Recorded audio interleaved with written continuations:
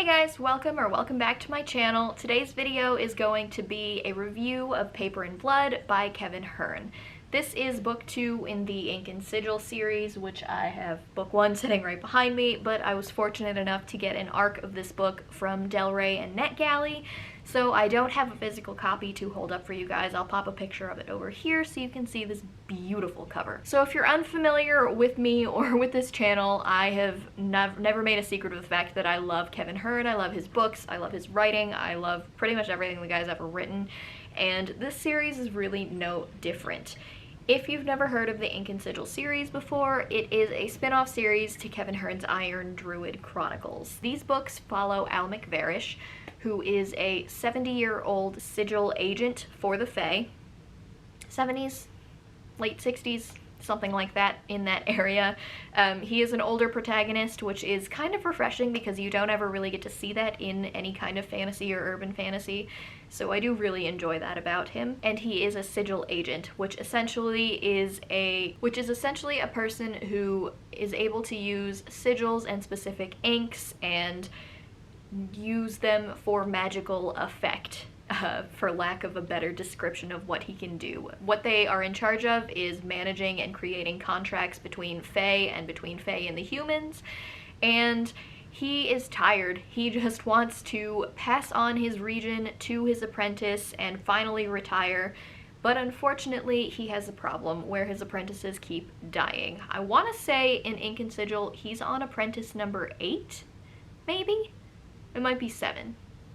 It's somewhere in that realm, and at the beginning of the book, his most recent apprentice has died, has been murdered, and he has to figure out who did it and why, and it kind of turns into a little bit of an urban fantasy, magical murder mystery kind of a thing, and it is so good.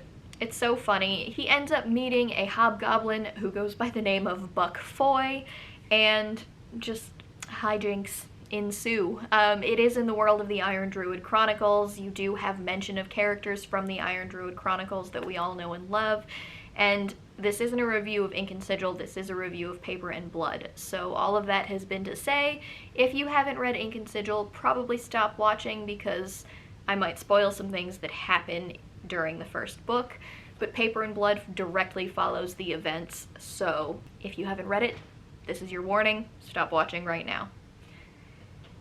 Okay, so Paper and Blood directly follows the events of the ending of Ink and Sigil. I think it's maybe like a couple months later at the absolute most.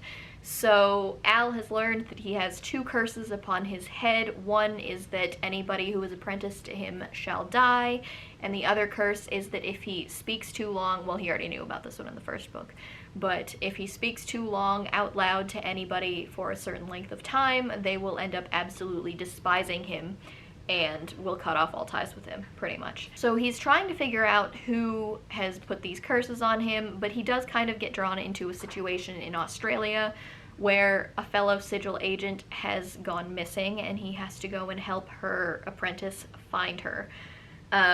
The apprentice calls him for help and he calls around to see if anybody has heard anything, and inevitably ends up getting sucked into going to Australia and attempting to find her pretty much in the wilds of Australia. I don't know much about Australia, but I think most of it is wild, but whatever. Anyway, that's the general summary of what happens in this book. You get characters from the Iron Druid Chronicles that come back. I'm not going to talk about all of them because spoilers, but Atticus and Oberon, Atticus goes by Connor now, I think, which was weird, and Oberon do make an appearance, as well as Starbuck and some other people. I can't talk about that because that is majorly spoilerly, not just for this, but also for the Iron Druid Chronicles. It was good, I will say that. There's no book of Kevin Hearne's that I haven't liked in some way.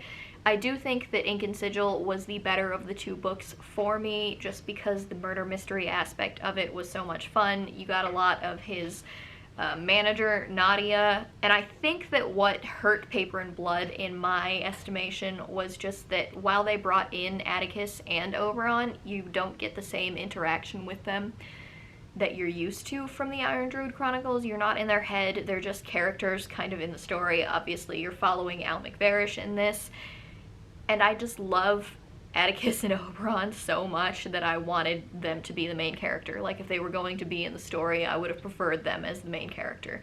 That's purely a personal thing, obviously, but I do think that that kind of hurt my enjoyment of the story personally, just because, like I said, I love them and I want to follow them throughout all of their travels. And I do also think that more could have been done in a personal development plot kind of way for Al McVarish, just because he went into this with so many questions and he kind of left with the exact same questions. I mean, at least at the end of the first book, you had a couple of questions answered, like why his apprentices keep dying. You don't really get any further with that, in my opinion, in this second book. You don't really find out anything in the overarching plot of what is going on with his curses and who put them on his head. He kind of ends the book with a plan going forward for how to figure that out, but not an actual answer. So that also kind of hurt it for me. I still gave this book a 4 out of 5 stars. I still really thoroughly enjoyed it, and it made me laugh out loud several times just because his humor is exactly my brand of humor. It makes me giggle to myself every single time I read a Kevin Hearne book, without fail. You do learn more about Gladys, who has seen some shite, and she's pretty entertaining. I really want to know more about her. Well, no, I guess that question is answered. It's not confirmed, but he does have like a guess as to who Gladys, who has seen some shite, is, and she is a deeply mysterious and entertaining character. I think that the mystery character from the Iron Druid Chronicles, who I cannot talk about, will become a bigger part of the storyline in future books in this series, and I am super excited for that because I love this particular character. I loved them in the Iron Druid Chronicles, and I love them in this as well, so that'll be entertaining to see that character try and fit in. But overall, I did really enjoy this book. I just didn't quite love it as much as Ink and Sigil, which was one of my top 10 reads, maybe even top 5 reads of all of 2020. And 2020 was a good reading year for me, guys, so that's a pretty high bar to set. So I do enjoy Paper and Blood. I definitely will be continuing on with the series, and if you are a fan of Kevin Hearne, I absolutely recommend that you pick this up. If you're not a fan of Kevin Hearne, I still recommend that you pick this up, just because it does have a little bit of a tone from the Iron Druid Chronicles, and a couple of the other things that he's written. It's obviously in the same world, but it is following different characters, and I just really enjoy kind of a responsible and more level-headed main character as a protagonist versus Atticus, who kind of was just constantly getting into shit and then constantly having to dig himself out of shit, which was really entertaining, and obviously I loved it, but sometimes you just kind of wanted to shake the guy because obviously he was just digging a deeper hole for himself. Al is just trying to solve his own mysteries, and he's just trying to retire, and honestly, it's kind of relatable, so I really do recommend that if any of this has interested you, try Ink and Sigil, and I would love to hear your guys' thoughts if you have read this series or any of Kevin Hearne's other books, because I love them and I don't hear him talked about enough on BookTube. So I think that that is it for this review from me today, guys. I ended up giving this a 4 out of 5 stars. I really, really hope that if you guys pick this up, you will let me know so that we can discuss. And I believe that it comes out, I'll put it down here to make sure, but I believe it comes out in August of 2021, and I hope everybody ends up loving it as much as I did. I will talk to you guys in another video. Bye!